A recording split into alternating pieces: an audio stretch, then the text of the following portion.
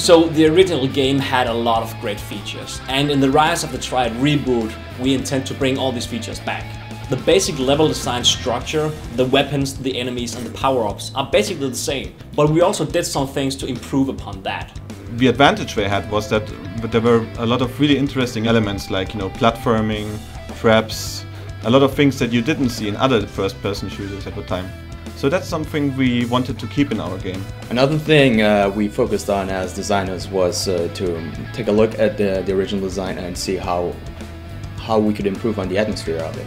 Because one thing is the design of the level and of course like how the level flows through, but the other thing is to actually keep the player immersed in some way. And for this, like the original did not have NPCs, but in our game we will actually, like for example in the level I'm working on right now, we will have a prison where you will actually see NPCs behind bars that will not be like enemies.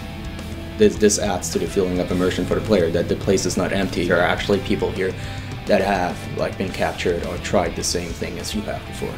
In a lot of current first-person shooters, you basically feel like you're just walking straight throughout a tunnel and triggering events while you're following the path. In our game it's a bit different. We have a lot of secrets in there, which I think will please both old-school gamers and people who like modern shooters, because it's simply a lot of fun. We really reward players for exploring the levels. And you can search some more for hidden areas. That's something you don't really find that much in modern games. And one of the advantages compared to other first-person shooters is that we have all those cool traps and gadgets like, we have jump pads, we have spinning blades which can chop you into pieces, we have spikes coming out from the floor. So there's a bit of an adventure feeling to it. When we're doing level design, we're actually going through 4 steps. The first 3 steps are basically layout and documentation. It's the block out of the level, and it's the scripting.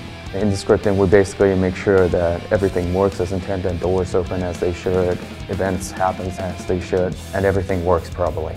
And once these 3 steps have been done properly and tested thoroughly, we go to the 4th step, which is basically a world building or a set dressing, where we go in and making the world beautiful.